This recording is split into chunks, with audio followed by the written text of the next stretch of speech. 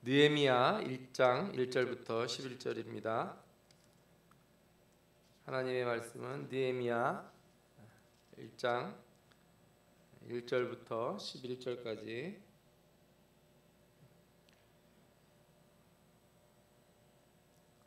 느헤미야 1장 1절부터 11절까지 제가 읽겠습니다. 하갈의 아들 느헤미야의 말이라. 아닥사스다 왕 제20년 기슬월에 내가 수산궁에 있는데 내 형제들 가운데 하나인 하나니가 두어 사람과 함께 유다에서 내게 이르렀기로 내가 그 사로잡힘을 면하고 남아있는 유다와 예루살렘 사람들의 형편을 물은즉 그들이 내게 이르되 사로잡힘을 면하고 남아있는 자들이 그 지방 거기에서 큰 환난을 당하고 능욕을 받으며 예루살렘 성은 허물어지고 성문들은 불탔다 하는지라. 내가 이 말을 듣고 앉아서 울고 수일 동안 슬퍼하며 하늘의 하나님 앞에 금식하며 기도하여 이르되 하늘의 하나님 여호와 크고 두려우신 하나님이여 주를 사랑하고 주의 계명을 지키는 자에게 언약을 지키시며 긍휼을 베푸시는 주여 간구하나이다. 이제 종이 주의 종들인 이스라엘 자손을 위하여 주야로 기도하오며 우리 이스라엘 자손이 주께 범죄한 자들을 자복하오니 주는 귀를 기울이시며 눈을 여시사 종의 기도를 들으시옵소서. 나와 내 아버지의 집이 범죄하여 주를 향하여 크게 악을 행하여 주께서 주의 종 모세에게 명령하신 계명과 율례와 규례를 지키지 아니하였나이다. 옛적에 주께서 주의 종 모세에게 명령하여 이르시되 만일 너희가 범죄하면 내가 너희를 여러 나라 가운데서 흩을 것이요 만일 내게로 돌아와 내 계명을 지켜 행하면 너희 쫓긴 자가 하늘 끝에 있을지라도 내가 거기서부터 그들을 모아 내 이름을 두려고 택한 곳에 돌아오게 하리라 하신 말씀을 이제 청하건대 기억하옵소서. 이들은 주께서 일찍이 큰 권능과 강한 손으로 구속하신 주의 종들이요 주의 백성이니이다. 주여 구하오니 귀를 기울이시사 종의 기도와 주의 이름을 경외하기를 기뻐하는 종들의 기도를 들으시고 오늘 종이 형통하여 이 사람 앞에서 은혜를 입게 하옵소서 하였더니 그때 내가 왕의 술관원이 되었느니라. 아멘. 오늘은 에스라 학계 느헤미야 이렇게 연속 강의를 하는 가운데 느헤미야를 오늘부터 보도록 하겠습니다. 오늘 주요 내용은 느헤미야가 누군지 우리가 잠깐 간략하게 살펴보고 오늘 우리 본문에서 읽은 것처럼 느헤미야가 뭐라고 기도했는지 그 느헤미야의 기도를 살펴보려고 합니다. 그리고 그 느헤미야의 기도 안에 있는 그 민족을 향한 기도의 의미, 그 내용이 무엇인지, 방향이 어떤 것인지 우리가 살펴보고요. 마지막으로 이제 느헤미야의 주된 내용이 이제 성벽 재건입니다. 그래서 성벽 재건의 의미와 이것을 우리 신앙에 적용할 때 어떻게 하는 게 좋을지에 대해서도 같이 살펴보려고 합니다. 먼저 느헤미야는 누구인가 이렇게 보면은 1장 1절에 아닥사스다 왕 제20년 기슬월에 내가 수산궁에 있는데 이렇게 나옵니다. 그러니까 이제 포로라는 걸 알 수 있죠. 수산궁에 이제 살고 있는 유대인이에요. 아닥사스다 왕 통치 연대가 BC 464년에서 424년경이라고 하는데 느헤미야가 수산궁에 있었던 제20년, 그러니까 왕이 통치를 하기 시작한 뒤부터 20년 지난 때니까 445년경으로 추정이 된다고 합니다. 이렇게 BC는 거꾸로 숫자를 빼야 돼요. 그래서 이렇게 보면 눈에 안 들어올 수가 있어요. 그러면 이때가 어느 때냐? 예루살렘이 멸망한 지 140년 정도 지난 때고 바벨론에서 1차 귀환, 바벨론에서 이제 스룹바벨과 함께 1차 귀환이 이루어지죠. 그때가 BC 538년인데 그 후에 한 93년이 지난 시점이에요. 그리고 성전 재건이 BC 516년에 이루어지는데 그 후 71년이 지난 시점이다 이렇게 볼 수 있습니다. 우리가 바벨론 포로 70년 기간이다 이렇게 많이 말하잖아요.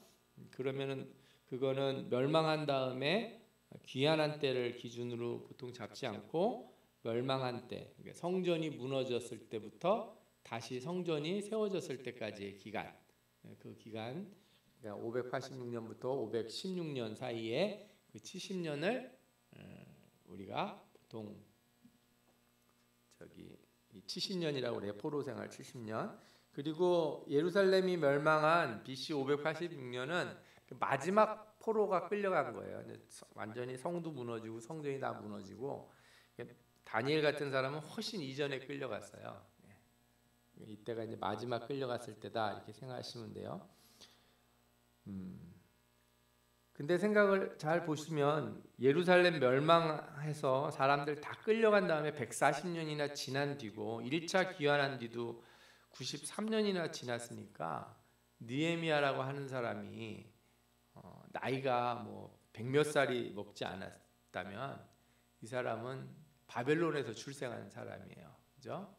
바벨론에서 제 생각에는 뭐 최소 2대에서 3대, 제 생각에 한 3대쯤 될 것 같아요. 보통 그 당시 사람들 평균 수명을 고려해 볼 때 저 정도 시간이면은 3대째 되는 사람이 아닐까 이런 생각을 좀 해보게 됩니다.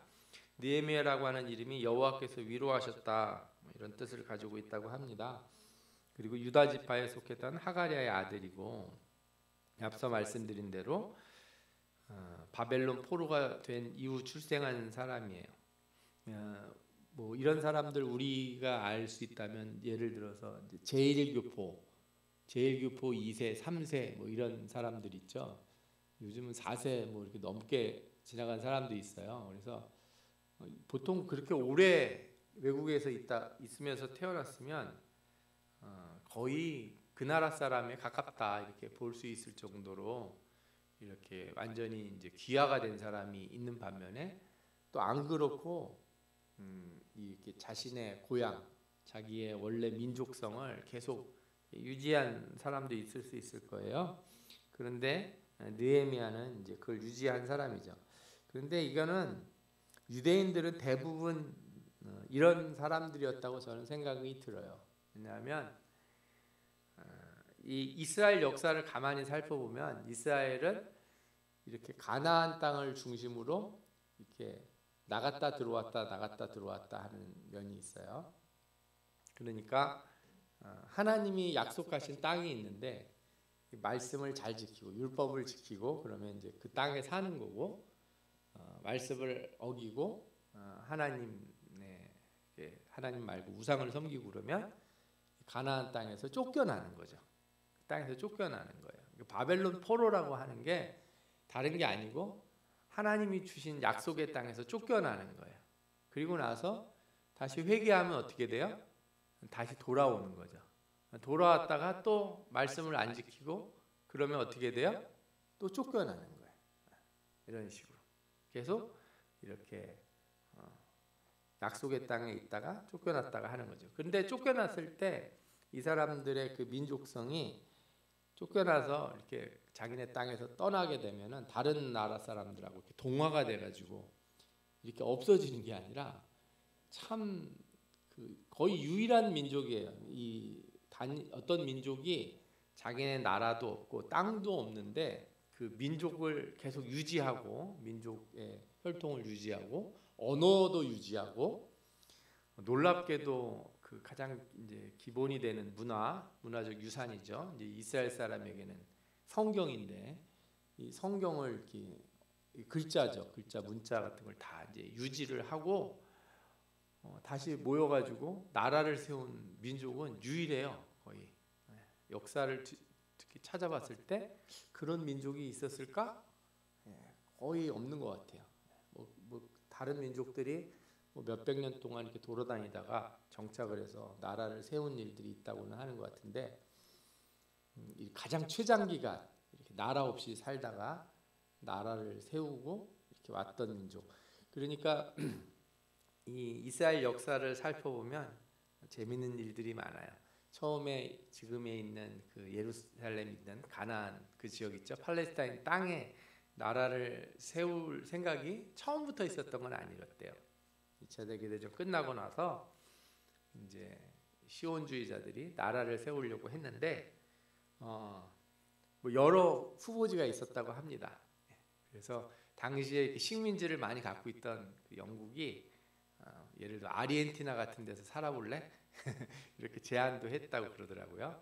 그런데 그 땅도 별로 촉박하고 안 좋고, 그죠? 그 땅으로 자기네들은 돌아가겠다고.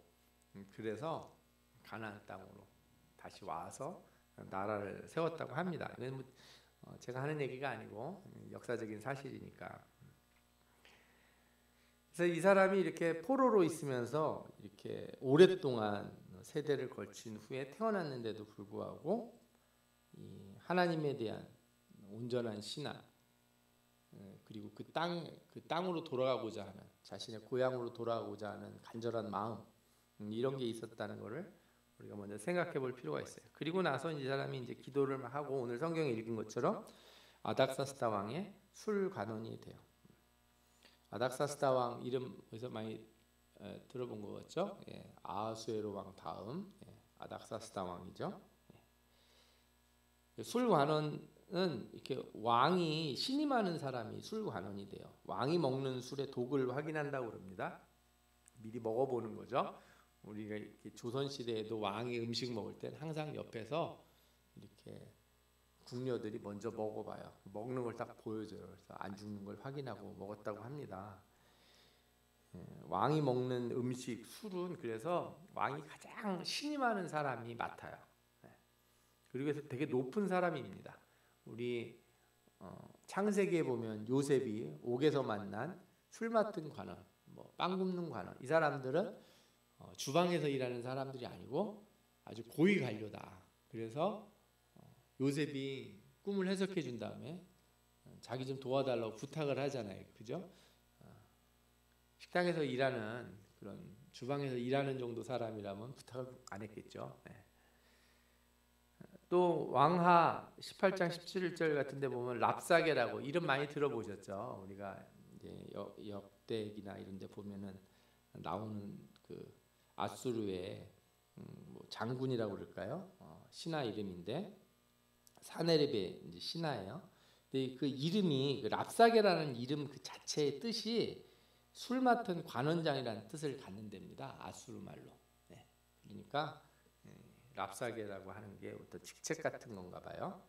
뭐 우리로 따지면 무슨 국무총리 아니면 무슨 뭐 내무부 장관 뭐 이런 식의 술 맡은 관원장이라는 의미를 가지고 있다라는 말이 있어요. 그래서 느헤미야가 아주 높은 자리에 올라갔다는 걸 알 수가 있죠. 근데 이제 느헤미야가 어느 날 그 유다에서 사람들이 왔을 때 유대 땅에서 사람들이 왔는데 그 사람들한테 물어봐요.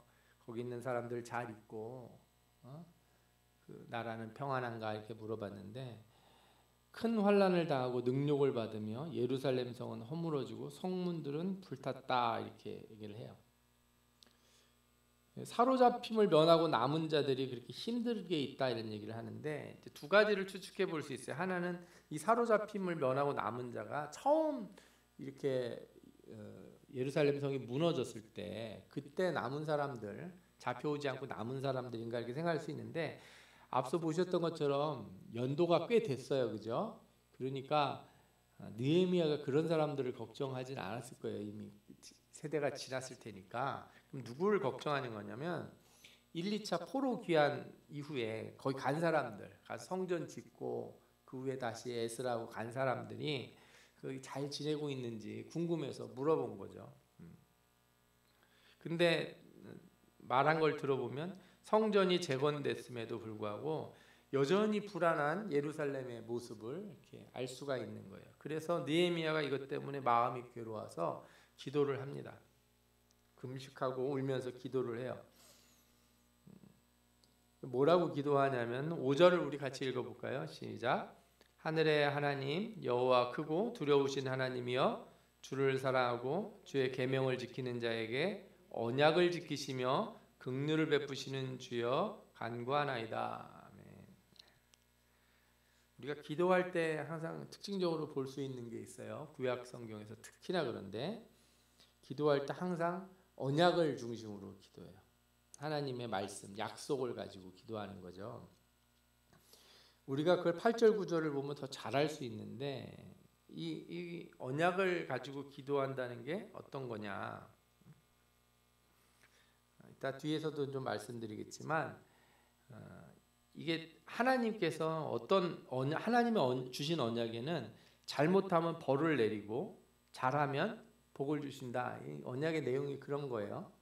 근데 오늘 8절 9절을 보면 잘못했으니까 범죄해서 다 흩어버리시겠다 이렇게 얘기했고, 또 계명을 지켜 행하면 어떻게 돼요? 쫓긴 자가 하늘 끝에 있을지라도 거기서부터 이렇게 다시 다 돌아오게 할 것이다.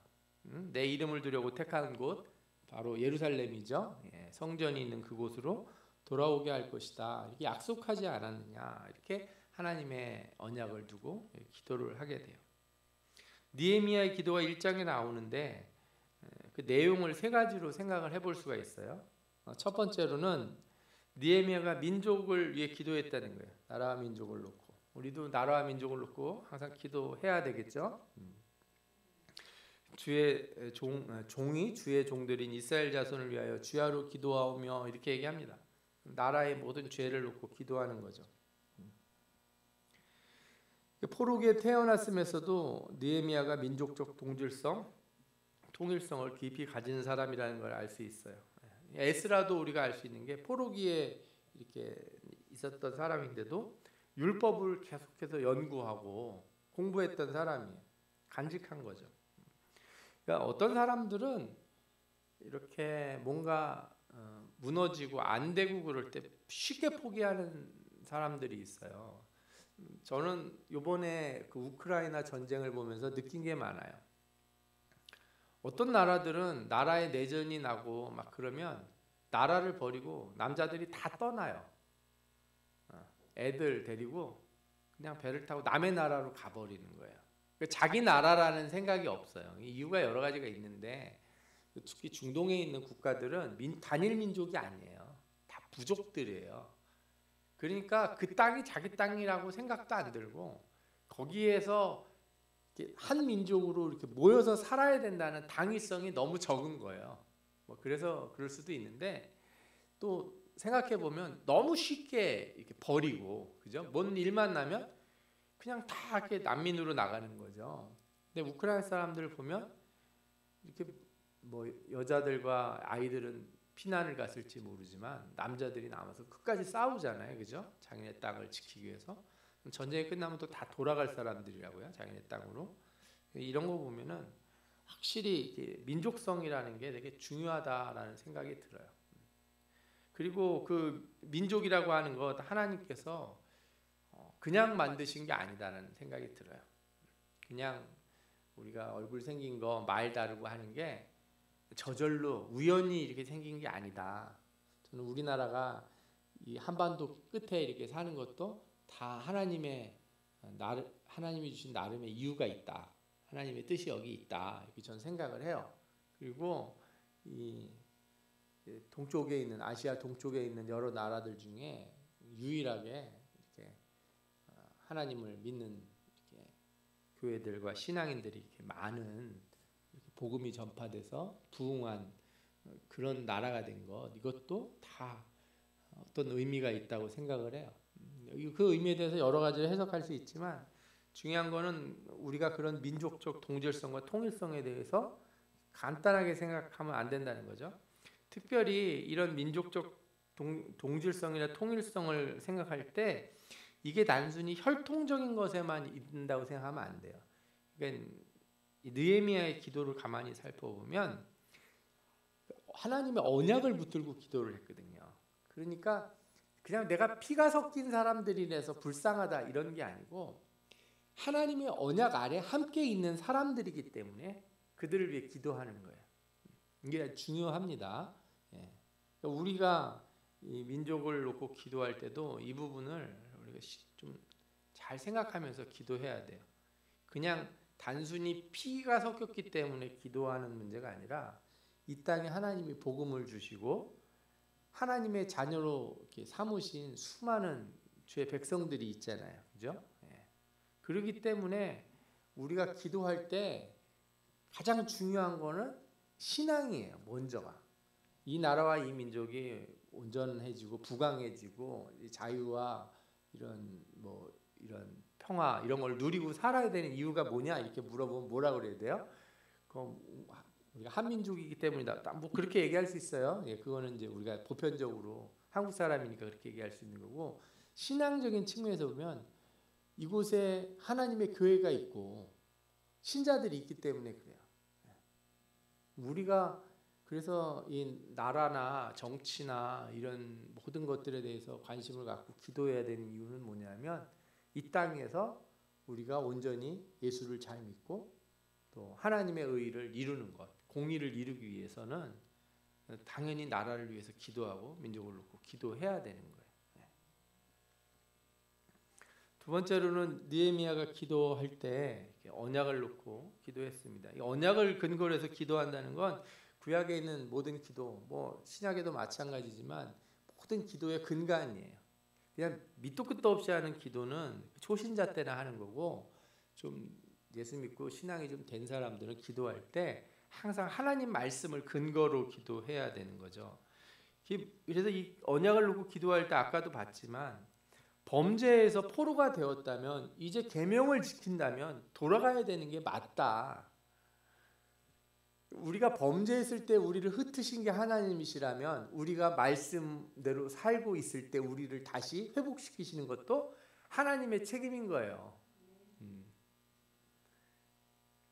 그래서 이렇게 여기 보면 이제 기억하옵소서 이런 말이 나와요. 이제 성경에서 기억하달라는 말이 많이 있지 않습니까? 예를 들어서 사무엘상 같은 데 보면은 한나가 기도했을 때 이렇게 하나님이 그를 기억하셨다 이런 말을 해요. 이게 많이 나오는 단어 자카르라고 하는 동사인데, 이거는 그냥 옛날 일을 생각하는 거, 머릿속에 암기하고 기억하는 게 아니고 하나님이 말씀하신 일을 생각하시라는 거죠. 그 말씀에 따라서 행하신 일을 기억해 달라는 거예요. 이건 말씀하신 대로 우리가 범죄에서 흩으셨다면 이제 회개하고 하나님 말씀대로 산다면 어떻게 하셔야 돼요? 하나님이 우리를 회복시켜 주셔야 된다. 약속을 기억해 달라는 거예요. 하나님이 하신 그 말씀, 그 언약을 기억해 달라. 우리를 기억해 달라가 아니고 하나님의 말씀, 하나님이 하신 말씀을 기억해 달라. 사실 그래서 이 기도가 엄청 센 기도예요. 이 기도를 이런 것으로 기도를 하면 하나님이 거절하실 수 없어요. 왜?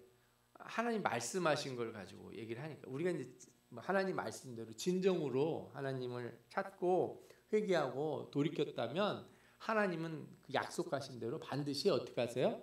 회복시켜 주실 거라는 거예요. 우리 이런 약속들을 이렇게 성경에서 많이 찾을 수 있지 않습니까? 신명기에서도 있고, 뭐 예를 들어서 헌금을 내는 분들이 말라기에 있는 말씀을 기억하기도 하고, 뭐 여러 군데 있는 말씀들을 우리가 가지고 기도할 일을 할 때가 있어요. 그리고 우리가 기도할 때 그런 말씀을 들고 기도하는 거예요. 내가 온전히 그 말씀대로 살았다면 하나님은 신실하신 하나님이기 때문에 절대로 그 약속을 지키신다. 우리가 항상 그 약속을 가지고 기도하는 신자들이 되시기를 바랍니다. 세 번째로 이 기도에 보면은 하나님 앞에 은혜를 구했어요. 은혜라는 건 내가 이렇게 아무리 하나님이 약속하셨다고 해도 그 기준에 내가 온전히 맞는지는 모르잖아요. 그죠? 우리가 아무리 하나님 말씀대로 살고 회개해도 어떻게 그 뜻을 다 맞추겠습니까? 그러나 이렇게 은혜를 구하는 거예요. 내가 이렇게 하나님 앞에 기도하니까 저에게 은혜를 내려 주옵소서. 은혜를 입게 되는데, 그래서 그 은혜를 입은 결과 어떤 일이 생기냐면 술관원이 되잖아요. 근데 이 은혜를 구했다는 게 그래서 내가 술관원이 돼서 편하고 행복하게 살았다 이렇게 끝나면 이건 은혜가 아닌 거예요. 우리가 은혜를 왜 구해요? 내 개인의 평안을 위해서 구하는 게 아니라고요. 하나님의 뜻을 놓고 은혜를 구해야 돼요. 나에게 이런 좋은 일이 있었으면 좋겠다. 나에게 이런 문제가 있는데 이게 해결되었으면 좋겠습니다. 은혜를 주옵소서. 은혜를 베풀어 주셔서 예를 들어 병이 나았으면 좋겠습니다. 사업의 문이 열렸으면 좋겠습니다. 뭐 학업의 길이, 진로의 길이, 뭐 결혼이나 뭐 여러 가지 일들이 이게 다 열렸으면 좋겠습니다. 그러면 그래서 어떨 건데 이렇게 물어보면 그래서 저 좀 편하게 살게. 누구 말대로 그 돈 연금 같은 거 또박또박 나오고 은행 통장에 이렇게 돈 있으면 그냥 여기저기 이렇게 여행도 다니면서 편안하게 살다가 이렇게 죽었으면 좋겠습니다. 그거 은혜 아닙니까? 근데 성경적으로 보면 그런 걸 은혜라고 부르지는 않는다는 거예요. 내게 하나님이 은혜를 주실 때는 하나님의 뜻을 이루기 위해서. 그러니까 술관원이 돼서 부귀영화를 누리고 끝났다면 느헤미야서가 있질 않겠죠. 근데 이 사람이 그때 뭘 했어요? 그 술관원이 돼서 왕 앞에서 참 이렇게 표정이 어두워져 가지고 술 따르면서 이렇게 왕이 술맛 떨어지게 술을 이렇게 따라요. 느헤미야가. 야, 너 얼굴이 왜 그러냐? 그랬더니 우리 조상들의 고향이 다 망가졌습니다. 왕 앞에서 왕 술 맛이 떨어지게 기분 나쁜 표정을 하면 안 되잖아요. 언제 잘릴지 모르는데 왕이 그때 은혜를 베풀어서 사람들을 데리고 가서 성을 재건하라 이렇게 하게 되잖아요. 그거 대단한 용기인 거예요. 그런 자리를 구한 거예요. 왕에게 얘기할 수 있는 자리가 온 거죠. 은혜라는 건 내가 그런 높은 자리, 좋은 자리, 일이 잘 풀리고 뭐 이렇게 돈이 생기고 하는 자리에 가서 야 이걸로 이제 뭘 할까? 뭐 집을 좀 좋은 집으로 옮길까? 차를 좋은 걸 살까? 뭐 옷을 좋은 걸 사 입을까? 이렇게 해서 끝나면 그건 은혜로 끝나는 게 아니다 이거죠.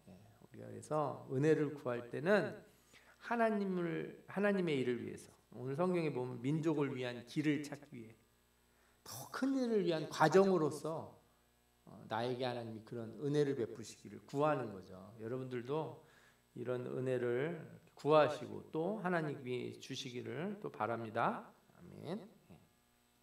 그래서 제가 느헤미야 기도를 보면서 나라와 민족을 위한 기도의 자세에 대해서 좀 생각을 해봤어요. 우리가 아까 앞서도 말씀드린 것처럼 단순히 혈통적인 것으로만 따진다면 예를 들어서 우리가 예를 올림픽 하는데 다른 나라랑 이렇게 막 경기를 하면 우리가 이겨야 돼요. 왜 이겨야 돼요? 우리가 이기는 게 하나님의 뜻인가요? 그런 건 아니에요, 그냥. 그죠? 우리가 축구를 하는데 한일전 하는데 우리가 반드시 이겨야 될 이유가 무슨 신앙적으로 있는 건 아니에요. 그건 그냥 우리 민족적인 감정 때문에. 그죠? 일본이 아니더라도 뭐 미국이랑 하든 저기 무슨 유럽에 있는 뭐 무슨 이름 모를 나라랑 어떤 나라랑 하더라도요. 뭐 아무 관계가 없더라도 우리가 이기면 좋죠. 근데 기도는 그런 이유에서 하는 건 아니에요. 뭐 그런 이유에서 하지 말라는 것도 아니지만 그게 핵심적인 이유는 될 수 없다는 거죠. 우리가 기도할 때는 하나님이 이 땅에 복음을 주시고 이방 민족들 가운데 우리를 하나님의 자녀가 되게 하셨다는 특별한 언약을 생각을 해봐야 돼요. 그러니까 한국인의 땅에 있는 수많은 신자들은 복음으로 언약의 백성이 된 거예요. 그러니까 우리가 나라 민족을 놓고 기도할 때 혈통적 역사적 관점에서 이 민족 의식만 가지고 기도하는 게 아니고 하나님의 약속이 우리에게 주어졌고 이 나라와 민족이 그 가운데서 복을 얻었다는 것을 우리가 기억하고 잊지 말아야 돼요. 그러니까 이 땅에 선교사들이 와서 피를 흘린 거를 가볍게 생각하지 마시라는 거죠. 하나님이 피를 흘리고 복음을 전하게 하셨다면 무슨 이유가 있어도 있는 거지. 그죠? 왜 그거를 생각을 안 하냐 이거예요. 반드시 우리가 기억해야 될 거예요. 그리고 그 피로 말미암아 예수 그리스도의 피와 그의 제자들과 그 이후에 복음을 전하는 수많은 사람들의 피로 말미암아 우리가 같은 언약의 백성이 되었다면 그 언약 민족으로서 우리가 같은 생각을 해야 되는 거죠. 그래서 민족을 위한 기도는 그냥 단순히 우리나라가 돈을 잘 벌고 뭐 GDP가 올라가고 경제 성장을 하고 하는 것에 초점이 맞춰질 게 아니고 하나님의 언약 백성으로서 가장 중요한 사명, 즉 이 땅의 복음화를 위해서 기도하는 것이고, 그 기도가 곧 뭐예요? 하나님의 선교. 하나님의 선교라는 말이 있어요. 이제 뭐 현대적으로 들어온 얘기인데, 하나님이 이 땅에 복음을 전하시기 위해서 예수 그리스도를 보내신 게 일종의 선교라는 거예요. 선교적 차원에서 보면, 그죠? 예. 그러니까 복음을 위해서 기도하는 것은 우리가 하나님이 하시는 일에 참여하는 거예요. 구원의 일에 참여하는 거예요. 우리 사역자가 돼서. 그게 첫 번째 민족을 위한 기도의 핵심이에요.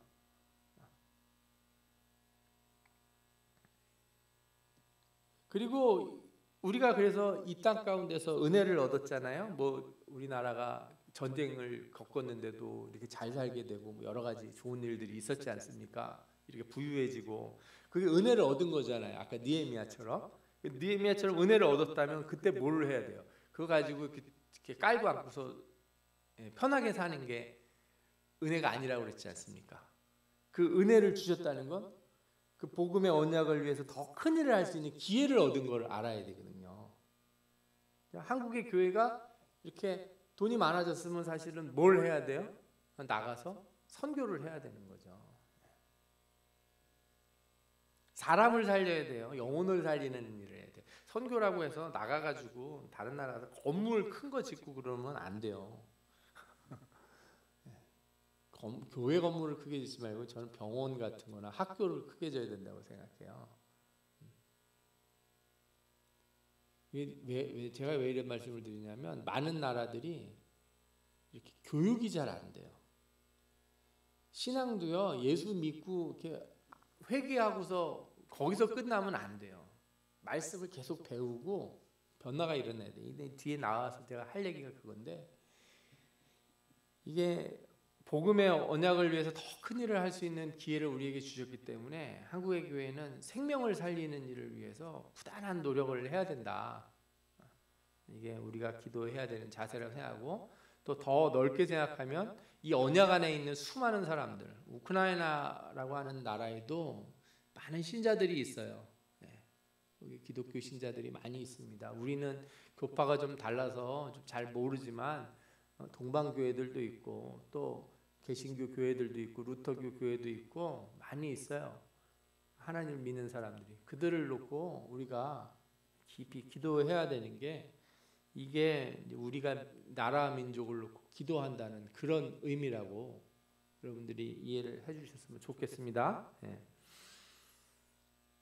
제가 이제 한 가지 더 좀 말씀을 드리겠는데, 성전 재건을 하게 되잖아요. 이제 느헤미야가 뒤에 이제 사람들을 데리고 와서 성전 재건을 하는데, 이 전체적인 컨셉을 한번 여러분들이 오늘 듣고 나머지 본문들도 봤으면 좋겠다고 생각이 들어요. 3차에 걸쳐서 귀환을 해서 일을 하는데, 첫 번째로 와서 수르바벨하고 와서 뭘 하냐면 성전을 먼저 짓죠. 성전을 재건합니다. 두 번째로 와서 에스라가 뭘 하냐면 율법 교육을 시켜요. 신앙 개혁 운동을 합니다. 세 번째로 느헤미야가 와서 이제 뭘 짓냐면 성벽을 쌓아요. 이게 어떤 영적인 의미가 있다고 저는 생각이 들어요. 제일 처음에 성전 건축이라는 건, 이렇게 하나님을 믿다가 세상에 빠진, 우리가 죄된 길로 갔던 사람이 회개하고 마음의 결단을 하고 참된 예배자가 되는 거예요. 우리 마음에 하나님의 성전을 다시 세우는 거예요. 그죠? 그리스도의 성전을 다시 세우는 것. 참된 예배자가 되는 과정이라고 할 수 있어요. 두 번째, 그러면 에스라의 율법 교육과 신앙 개혁은 뭐예요? 회개를 했다면 그때부터 어떻게 돼요? 말씀에 순종하고 삶이 바뀌어야 되는 거죠. 그래서 이 에스라서 보면은 에스라가 와가지고 한 일이 뭐예요? 삶을 고치라고, 그래서 끊으라고 그러잖아요. 세상과 단절하고 통혼한 사람들 다 이렇게 헤어지고 끊게 하지 않습니까? 그런 결단을 하라는 거예요. 그렇게 해서 말씀에 순종하는 삶을 사는 거죠. 그 세 번째는 뭐냐면 이제 성벽을 쌓는 거예요. 성벽을 쌓는다는 게 어떤 의미인가 생각을 해보면, 세상과 구별되고 세상으로부터 오는 계속되는 공격을 막아내는 그런 과정이 필요한 거죠. 이게 왜 중요하냐면, 보시면 마음의 회개를 한 뒤에 어떤 사람들은 마음은 회개를 했는데 행동이 안 바뀌는 사람들이 있어요. 한 번 바짝 울고 마는 사람들. 예수님 비유대로 말하면은 돌밭에 떨어진 씨앗과 같이 잠시 눈물을 흘리며 회개를 해서 싹이 났지만 어떻게 돼요? 그 싹만 나고 그냥 죽어버리는 거예요. 자라지를 못하고. 그 왜? 순종을 못하니까. 그래서 마음의 성전이 세워진 사람은 반드시 마음의 성전을 세워진 게 아니라 재건한 사람. 이게 이제 첫 신자가 아니라 여러분들처럼 오래 예수 믿다가 신앙이 떨어진 사람들이 다시 재건해서 성전을 세웠잖아요. 그러면 말씀에 순종하는 길을 걸어가야 되는 거예요. 안 그러면 되돌아가는 거예요. 되돌아가는 거. 또 말씀에 순종을 하는 거는 한 번만 하면 안 돼요. 어떻게 돼요? 지속적이어야 돼요. 지속적이려면 어떻게 해야 됩니까? 내 삶에 어떤 틀을 갖춰야 돼요. 이 성벽이라는 게 원래 그런 의미잖아요. 이 공격을 해올 때 막기 위해서. 원래대로 돌아가지 못하도록 나를 어느 틀 안에 이렇게 둬야 돼요. 나의 삶을. 형식화할 필요가 있어요. 그래서 이 신앙이라고 하는 거는 마음, 내용만 중요한 게 아니라 형식도 필요해요. 여러분들이 마음만 그러면 되지 근데 무슨 소리예요? 몸이 형식을 따르고 뭐 이런 걸 해야 되는 거죠. 그래서 저는 여러분들에게 이 성벽을 세우는 신앙에 대해서 이제 앞으로 느헤미야서를 보면서 말씀드리려고 해요. 이게 성전을 다시 재건하는 일, 회개를 해서 참된 예배자가 되었다면 그 다음에는 우리가 신앙 개혁 운동을 해야죠. 말씀에 순종함으로 삶의 행동과 삶의 변화, 행동의 변화가 일어나는 사람이 돼야 돼요. 그럼 그 다음이 이제 어떻게 돼야 돼요? 성화의 삶. 온전히 자기 마음을 지키는 성벽을 쌓아야 되는 거죠. 내 안에 다시 세운 예수 그리스도의 성전이 무너지지 않도록 뭘 해야 돼요? 성벽을 쌓아야 돼요. 마귀가 나를 다시 공격해 올 거예요. 유혹해 올 거라고요. 이 벽이 쌓여야 그 안에서 이렇게 안정된 신앙생활이 가능해져요. 이게 안 되는 사람들이 많이 있거든요. 성벽을 쌓지 못하는 사람들. 그래서 회개하고 잠시 하나님 말씀에 순종하는 듯 하다가 세상에 유혹이 막 밀려오고 그러면은 그냥 성벽이 없으니까 그냥 밀려오면 그냥 또 쓰러지는 거예요.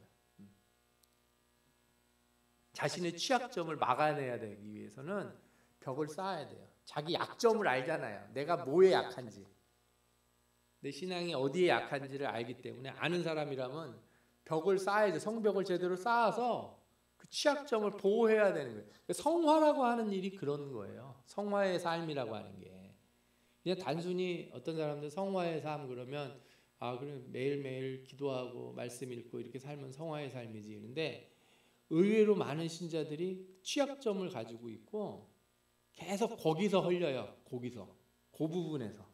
자신의 그 취약점, 그 약점 때문에 매번 헐리는 데가 거기예요. 마귀도 잘 알아서 그 개구멍을 잘 알아서 제가 열심히 신앙생활 하나 보다. 내가 한번 건드려 봐야지. 그러면 딱 그 구멍으로 와요. 성벽이 무너졌다는 거는 그러면 어떤 의미겠어요? 아무데로나 다 들어오죠. 성벽을 우리가 다 쌓고 그 약점들을 보완해서 우리가 온전한 그 성화의 삶으로 나아가기 위해서 애를 써야 된다는 거죠. 또 우리가 이제 이 느헤미야를 통해서 이 지속적으로 세상과 구별된 삶을 위해서, 그죠? 신앙을 지키는 삶을 위한 과정들을 말씀을 통해서 상징적으로 보게 될 텐데 여러분들이 이 말씀을 잘 생각해 보시면서 우리 안에 성전을 다시 세우고 신앙의 개혁이 일어났다면 이제 그것이 안정하게 지켜질 수 있도록 성벽을 쌓는 노력들을 게으르게 하지 않는 여러분들이 다 되시기를 바랍니다. 아멘. 예, 우리 이 시간에 같이 우리 통성으로 기도하겠습니다. 우리 통성으로 기도할 때 말씀을 생각하면서 우리 안에 참된 성벽을 세울 수 있는 사람들이 되게 하여 주옵소서. 우리가 신앙의 성전을 세웠다면, 내 안에 참된 하나님의 성전을 세웠다면 이제부터는 말씀에 순종하고 지속적으로 성장할 수 있도록 참된 성벽을 쌓는 그런 신앙생활이 될 수 있게 해달라고 우리 다 같이 주여 한번 외치고 기도하겠습니다.